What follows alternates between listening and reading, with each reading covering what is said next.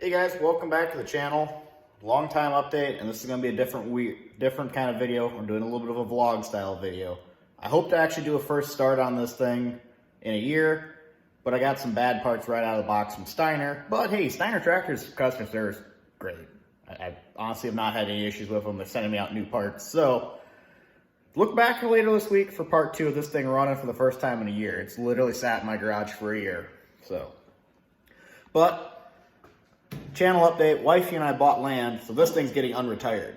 Like, in 4 weeks, it's unretired. So I gotta make it reliable-ish and get it running. But today I'm just gonna go over kind of the story of this, what I know about this, and just kind of bring you guys up to speed. I only have 100 subscribers, but there's been a lot of interest in this old bird. So, here we go. Let me flip you around here. Flip. Okay, apparently I can't flip. All right, so this is a 1953 built in October of 52 Model 50. First thing, no, it does not have power steering. Somebody swapped the nose cone on this tractor at some point because power steering was not an option until 54. Also, as you can just see, that holder popped in the hood there. That's for power steering. So that nose cone's not right. But early 53, it was originally sold in like Taylorsville, Illinois, something like that, Illinois. I have to look back. I did the 2-cylinder research on this, but at some point it had the actual true cast weight package on this because you can still see the marks from where that was sitting. But otherwise, it is honestly pretty generic. But the one thing I found on this thing is there's been a lot of anomalies and stuff where you can just see how early it is. Like my fan shaft support, don't mind my cigarette lighter, that's for my blinky light. The original one that came on this tractor and I bought it was cast iron. When it cracked, I went and got one from a 50. Press steel, didn't work, went to a late B, just right. And that's what I kind of keep finding is, this thing I almost always have been looking at parts as a B, which 50 is the next generation of a B, but there's differences. It's kind of hit and miss, but I've been tending to have to go after B parts. Like my radiator cap, I was actually surprised that worked because that's off for a very early 50. And it actually fit. So, but otherwise, I've had the thing for a few years, kind of my story on it. I'm probably the 4th or 5th owner, at least. I bought this thing in 2017 because I had disposable income and a bad idea. Bought it by folks in March.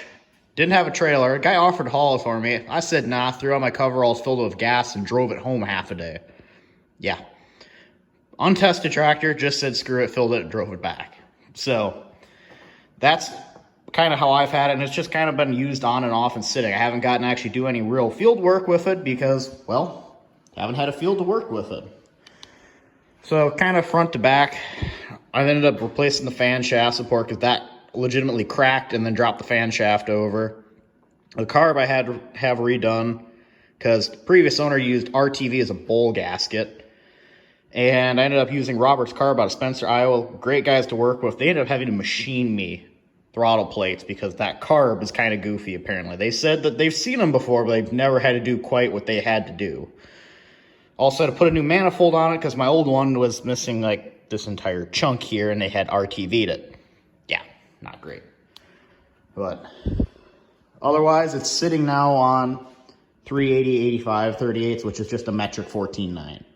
I actually picked up this set of tires at my local farm consignment auction. They're worn a little uneven, as you guys can see, but about a third of the price of new. Good enough. I don't want to put that much money onto a tractor that isn't worth it. I literally just put a water temperature gauge in it, and then put my own kill switch on there because part of the other issue I had with this, to shut it off before you had to choke it to death with the throttle. Well, that preloaded my governor, took my governor out. Rebuilt that 2020, yeah, because we were quarantined. I had nothing better to do, so I got angry at this thing and fixed it. But this tractor was optioned. It's got the live PTO and a factory 3-point, which is kind of a neat thing. Yes, that top link bracket's homemade. If you actually look up the original top links for these are just goofy and yeah, no one cares. But Factory Live PTO Factory 3.0, which is kind of why I ended up getting drawn to this, is I wanted a 50 because they're a little lighter. And the other thing that I'm not sure on, I would assume this thing's been rebuilt at least once, maybe twice in its life. But I've been around a bunch of Bs, not a lot of 50s, but for 28 horse, this thing pops and it will jerk the front end off the ground if you put it under hard. I'm guessing it's been punched out pretty good. Someday I might have the head off of this thing, we'll find out. It does have a factory block, it's not a power block, but it pops way too hard for a 28 horse, 2-plow tractor. I actually think it's the original muffler, it's just off because otherwise it don't fit in my garage door. That'll go back on when it goes out. So, like I said, it's kind of just a run-of-the-mill tractor. The hour meter only shows that it's got like 4,000 hours. I'm guessing that probably hasn't worked since the Cold War. But what's kind of weird is you look at it and, your normal wear spots. Okay, brake pedals are worn pretty decently, but not amazingly bad. Steering shaft, okay, it's got play there. I mean, it's got its use. But then you look at the drawbar and you go, well, that's not really that badly worn. You look at the PTO and that's still sharp. You look at the 3-point links and they're still tight. But it's also had its guts pulled out hard enough to bust the ear off of the bottom of the rear end. So I'm not sure what to make of this thing. I don't think it's necessarily a high hour tractor. I think it's probably, I'm not going to say it's a highest hour tractor 50, but I'm going to say it's probably in that mid-range, but it's probably had its guts pulled out and gotten the crap beaten out of it in its day.